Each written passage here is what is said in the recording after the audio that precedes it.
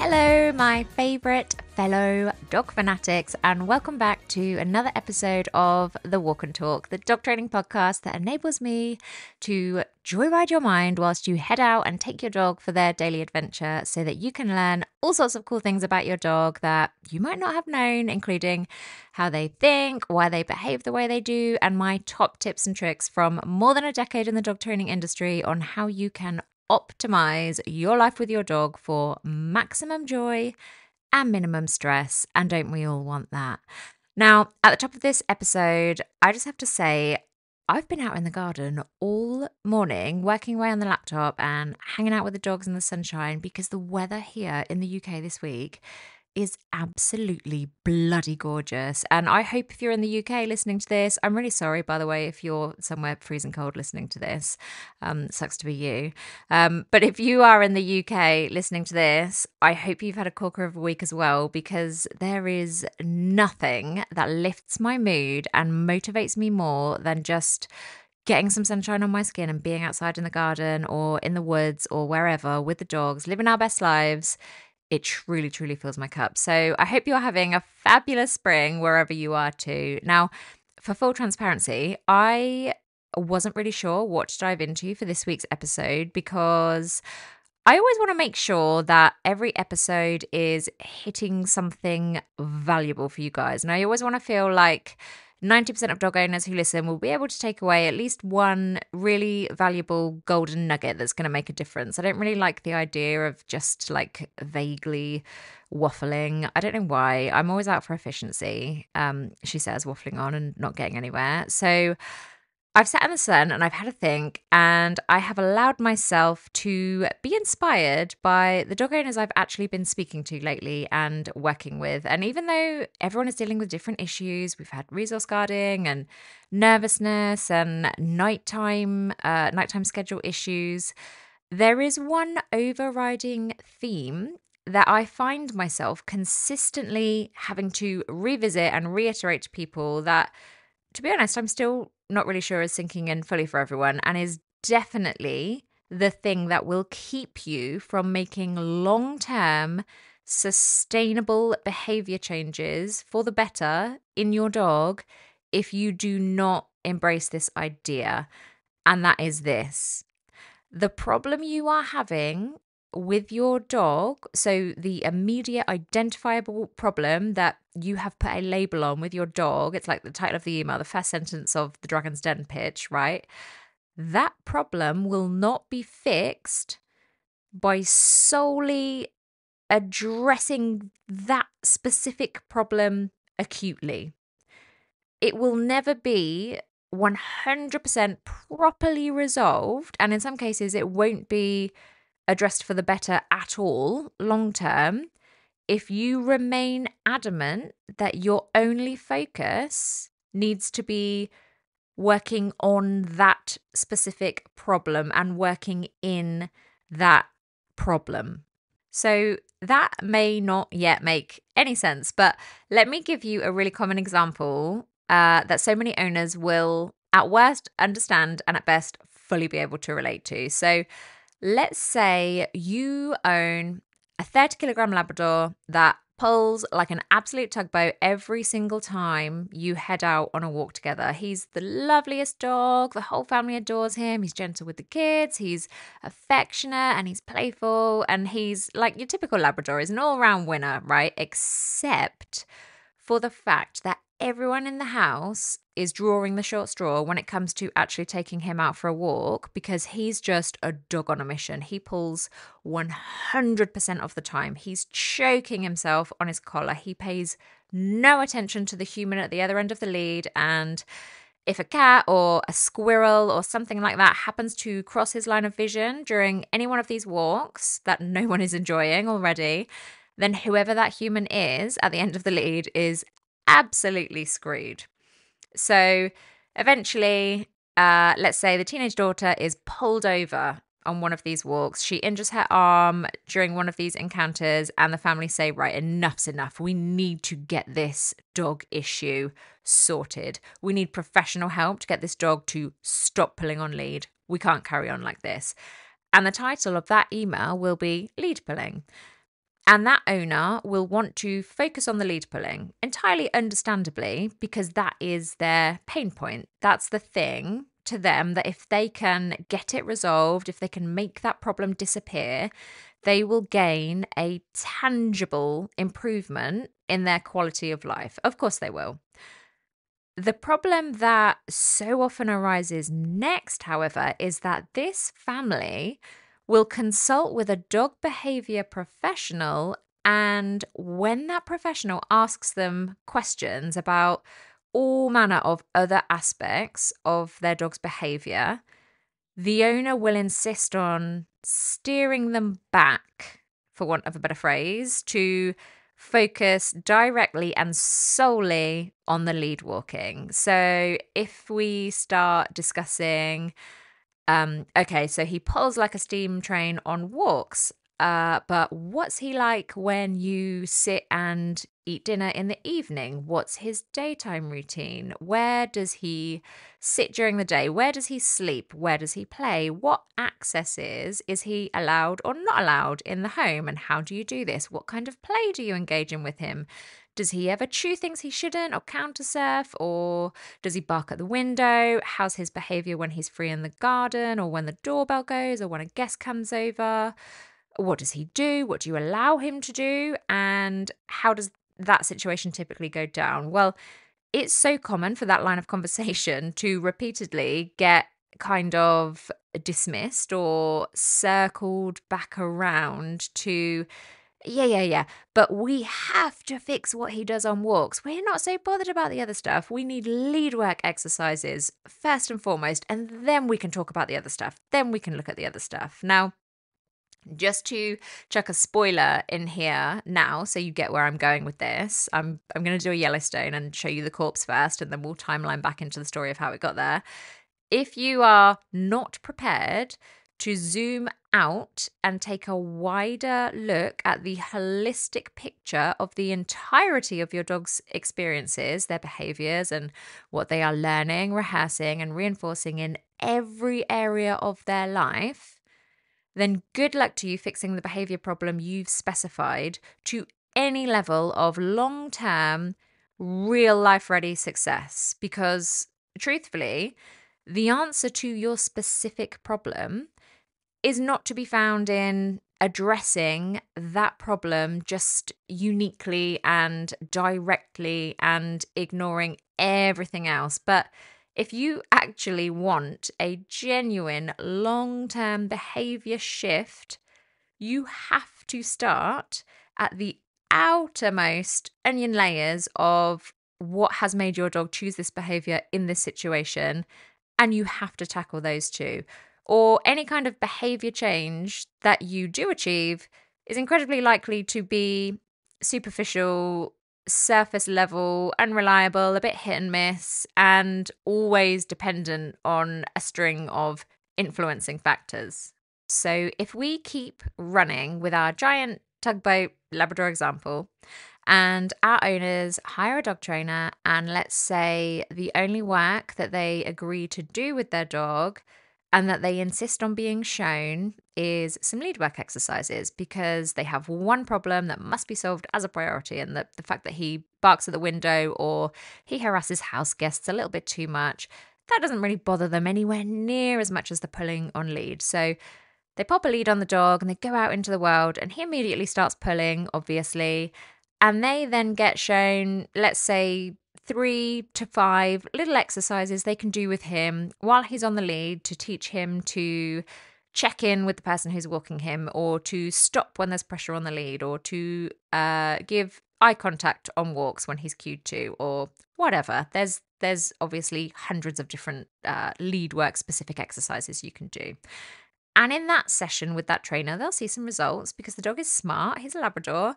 He understands that he gets given a little piece of cheese if he checks in. So he checks in and he has a great training session. And everybody feels really good at the end of it. And the next day, when the owner pops his lead on and heads out, he's going to pull like crazy on the lead again. And then the owner will remember all the exercises that they went through yesterday and practice them and keep walking in those little circles or walking backwards or tossing cheese behind their ankles or wherever they've been shown that they can do specifically and directly inside the problem situation to help modify the dog's behavior. And they'll have a nice little session where he'll be paying attention by the end again. Great. And they might do this lots of times. And maybe you're familiar with this pattern of success.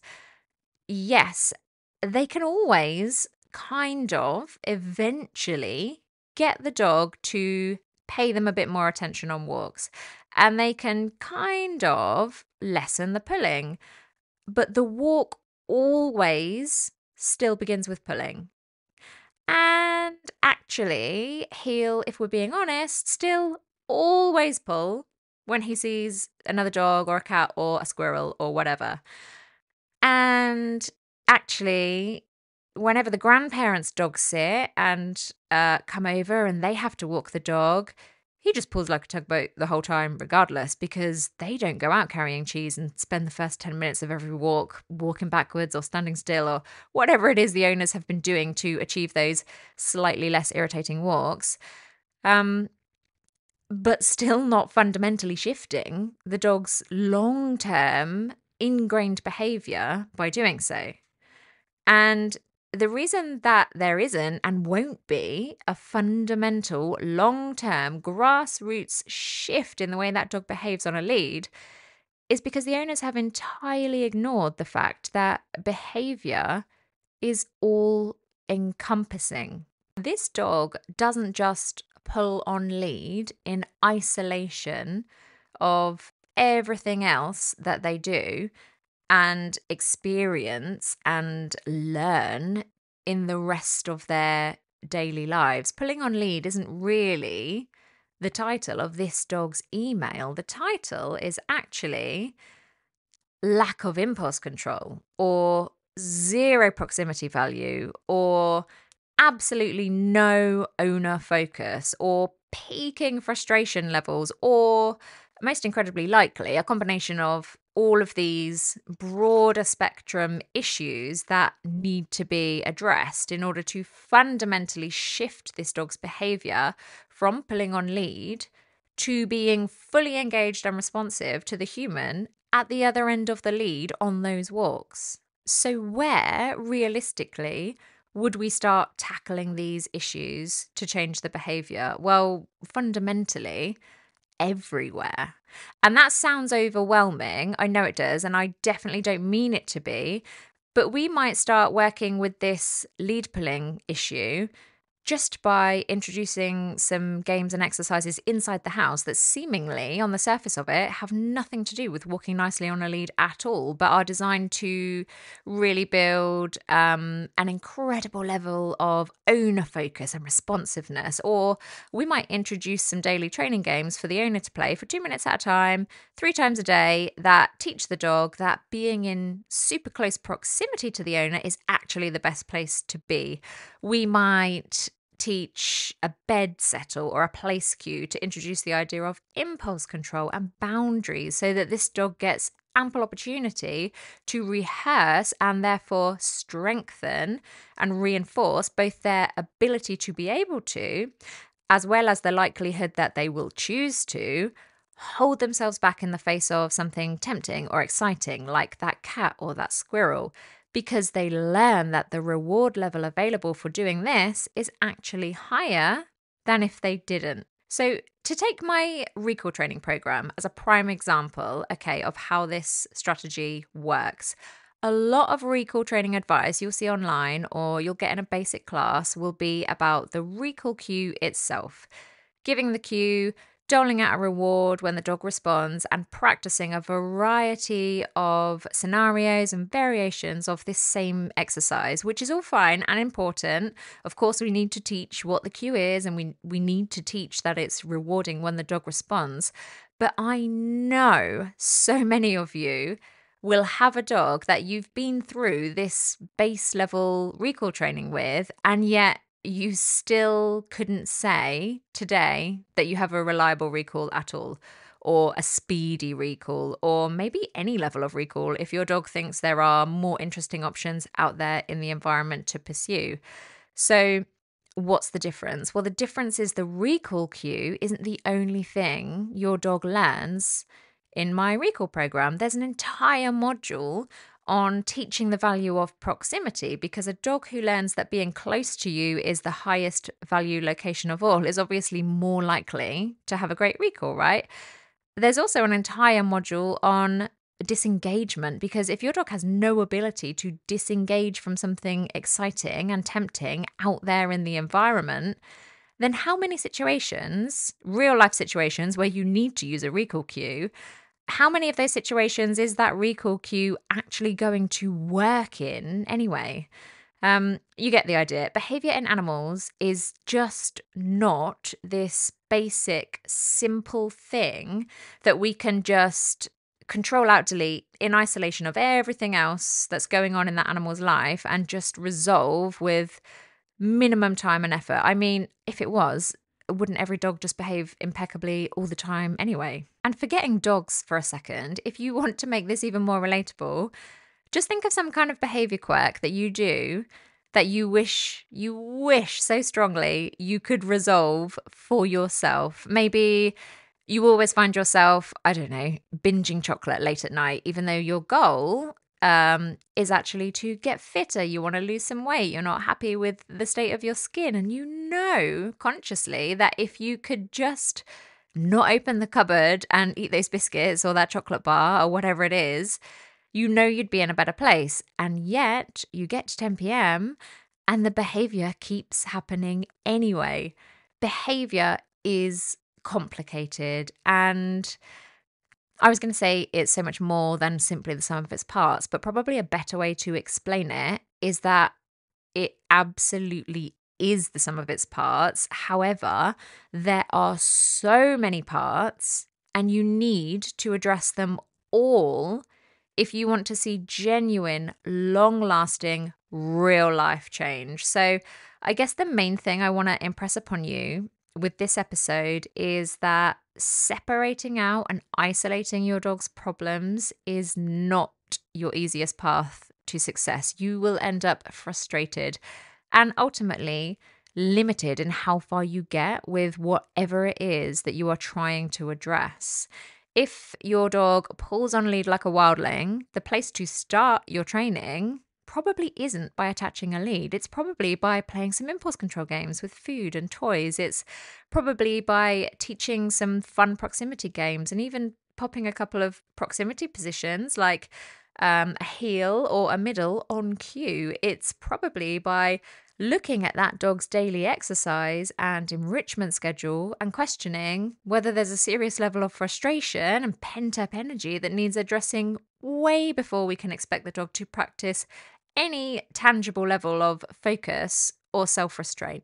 Ultimately, you are far more likely to achieve the kind of success that makes life with your dog a joy to live rather than a constant battle if you can zoom out from the struggle and identify the core concepts that are causing it and design your training plan around those. And you don't necessarily need to keep paying for a dog trainer to come out to your house week after week to help you do that.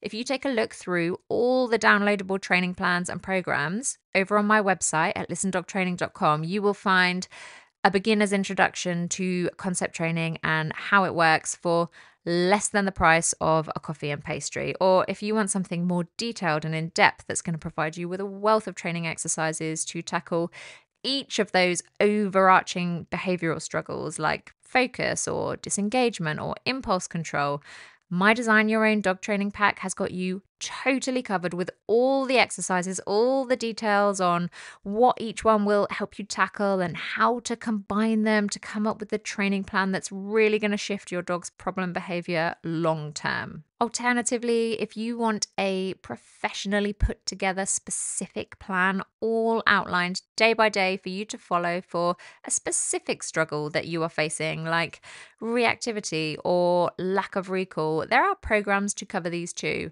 and they cost less, far less than the price of even a single one-to-one with a dog trainer. So there's no need for you to stay stuck in any of these problems long term, or for you to get stuck in this perpetual loop of making a little bit of progress and then only getting so far and stalling and ending up frustrated with yourself and your dog because you're only zooming in on the problem at hand, or you just don't know how to even begin looking at the bigger picture, I've got you covered. So I hope this episode has made sense, and I hope if you are struggling with anything in particular, it has motivated you to think bigger, think outside the box a little bit, and question if actually there are some no-brainer tweaks you can make to your dog's lifestyle, or simply some daily practices you could start implementing today that would help you address your dog's problem behavior at a core concept level and help you start shifting things for good.